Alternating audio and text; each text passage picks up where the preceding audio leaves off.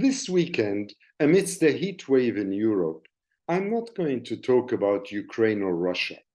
They are not my area of expertise. I'm not going to talk about Sudan either, a country I know far better and one that is drowning in violence. Nor Tunisia or Libya. Rather, I'll focus briefly on Israel-Palestine, as every single spark of hope is being snuffed out by one powerful country clobbering a weak and occupied non-country. Let's go back just a little bit. The Oslo process, now maligned and rejected, created three areas in Palestine. In a simplistic manner, I'd suggest that Area A was meant to be Palestine, Area B a mishmash of Palestinian and Israeli influences and powers, and Area C was purely and strictly under Israeli control. In percentage terms, Area C consists of 61% of the landmass, and the rest combines pretty much the two other areas, A and B. But these areas, in the imagination of the negotiators at the time, were temporary, just as the Palestinian Authority was meant to be temporary, leading to an independent, sovereign, and secure Palestine alongside Israel.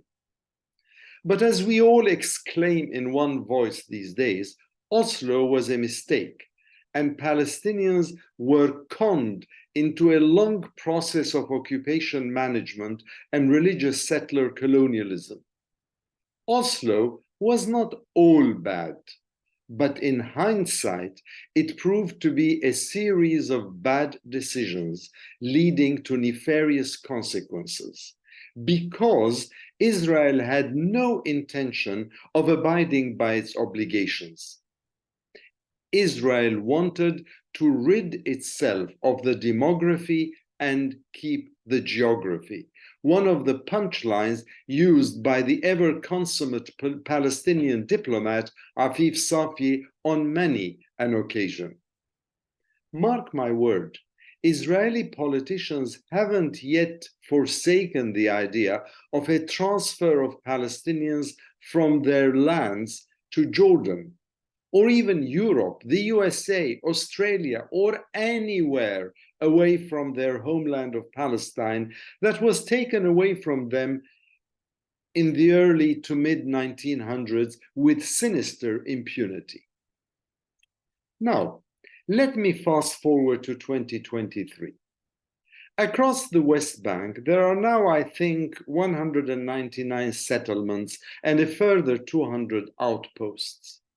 Both varieties are illegal under international law, mind you, as the overburdened UN Secretary General said only a couple of days ago.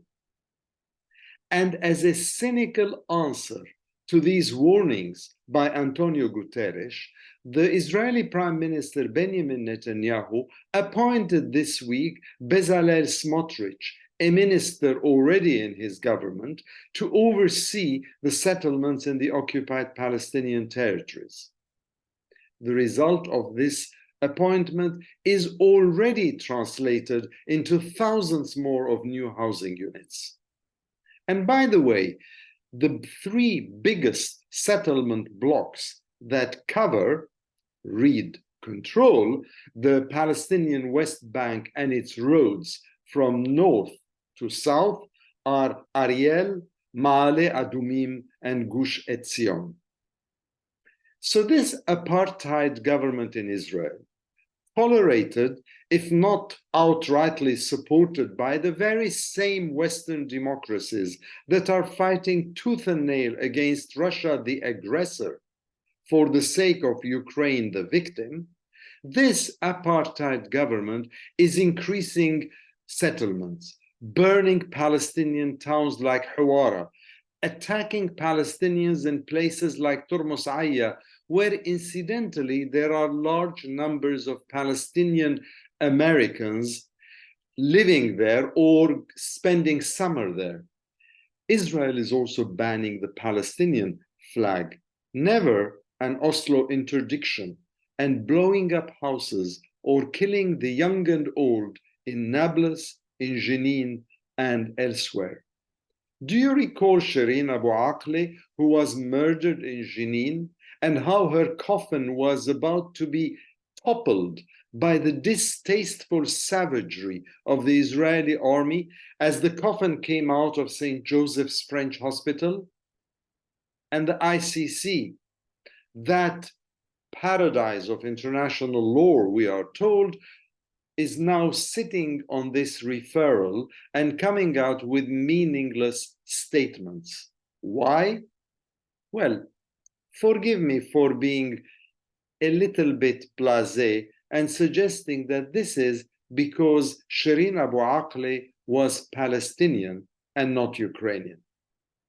So today, as I scope the political vista, I can say that international Zionism is happy. Netanyahu is equally happy as he strangulates Palestinians by trying to erase their identities and empty their pockets. The Western world is indifferent at best and aids and abets this colonialism at worst, with admittedly some sparse exceptions. The Arab world is busily lurching back into autocratic comfort zones or finessing their normalization with Israel. And the Palestinians are left alone to struggle for their rights against occupation, sumud, or resistance against crimes of occupation. After all, isn't self-defense a right of the victim? Some people, from think tanks to self-proclaimed pundits, as well as social media addicts, still parrot the theme of a two-state solution. Others now talk of a binational or one-state solution. Others talk sheer nonsense.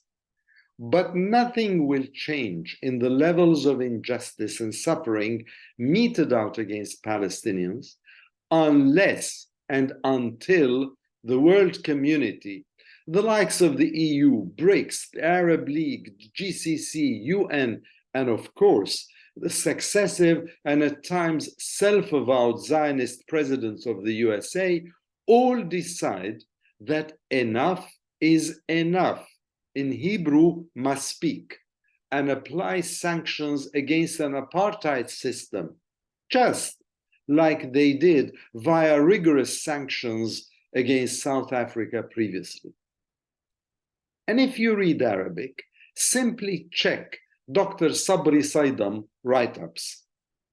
You mightn't have heard of him, but he writes at times also in Al-Quds Al-Arabi in London, where he ridicules the festering discourse over the two-state solution, the one-state solution, and even the Palestinian solution on the planet Mars.